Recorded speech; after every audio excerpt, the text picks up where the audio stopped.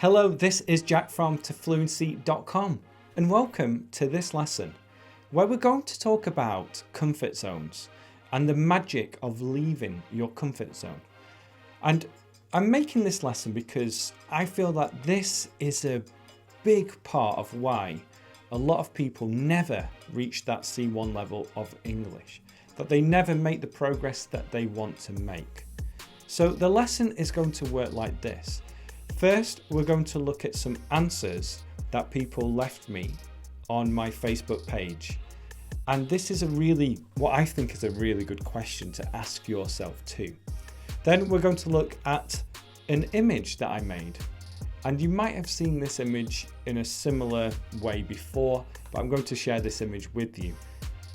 And then we're going to talk about when it's okay to stay in your comfort zone when it comes to learning English. Now stay until the end because I have a question for you that I want you to answer. Okay, so let's start with this question I asked on Facebook. I asked, when it comes to learning English, what is something you know you should do, but you don't? For example, I know that I should speak more to native speakers, but I don't. And then tell me why you don't do this. This will help me create my next video. Thanks. Firstly, Matt says, awesome question.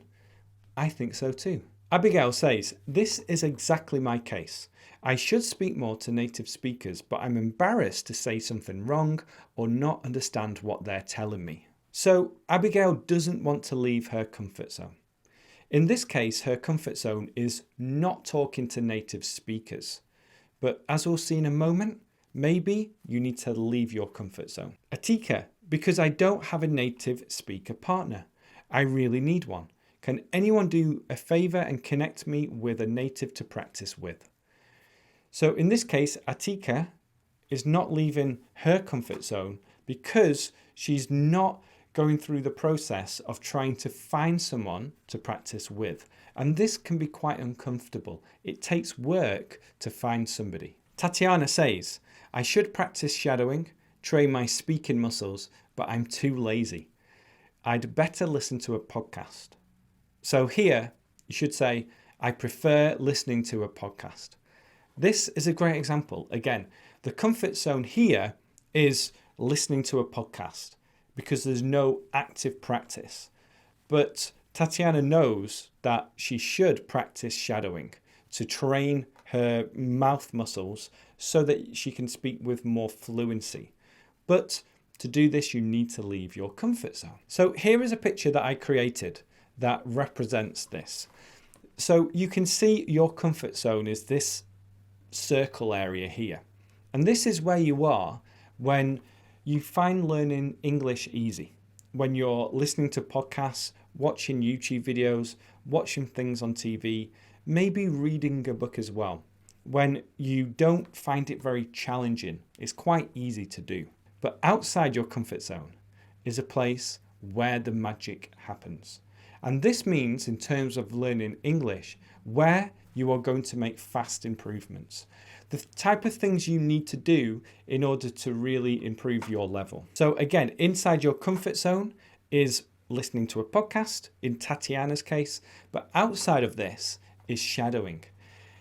And the reason why I said, what is something you know you should do, but you don't, is because I'm sure you know that if you train your mouth muscles, if you do things like find a native speaker to practice with, you know you're going to make more progress, but it's uncomfortable.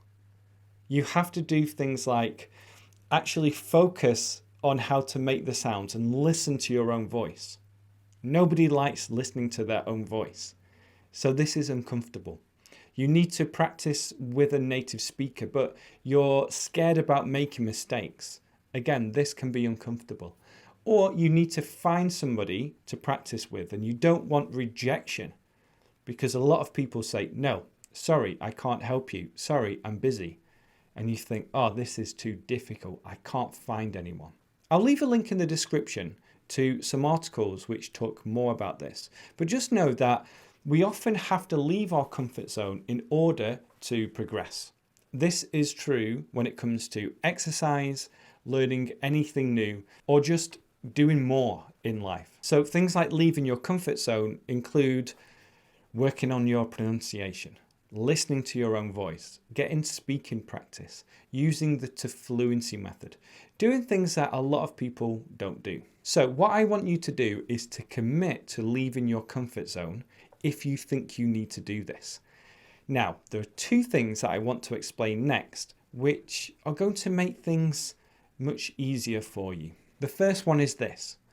Once you leave your comfort zone and try something new, that new thing then becomes normal. It becomes comfortable.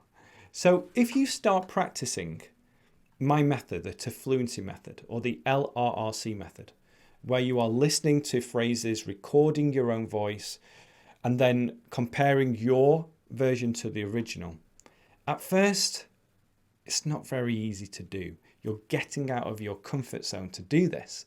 But then after a while, it becomes easy. It just becomes the new normal. You don't feel strange when you listen to your voice because you get used to it. And if you make this a habit, then this becomes part of your comfort zone. So leaving your comfort zone to do something new isn't going to feel terrible all the time. What I recommend you do is you make the effort to do this, to try something new, to do something that you think you should do, and then make it a habit. Make it the new normal so that you can consistently do what you have to do so that you can make fast progress to English fluency. And there are many things that you're doing right now which are easy to do, and they're helping you learn English. A lot of the time, we don't notice exactly how things are helping us. So I made a video which talked about the power of sentences and the input method. And I talked about how you need to get lots of input in order to get used to the English language, in order to internalize grammar and new vocabulary. And this, for most people, is inside your comfort zone because you can just sit back, relax, read books, listen to podcasts, and watch TV in English. So what I'm saying is you don't have to constantly be outside of your comfort zone, but make the effort to try methods that are going to work and then make them part of your daily routine. Make them a habit and bring them into your comfort zone so that it's easy for you to make progress in English. I hope that makes sense. In summary, I'm going to leave the types of things that you should be doing to help you improve the way you speak English especially. I'll leave those in the description.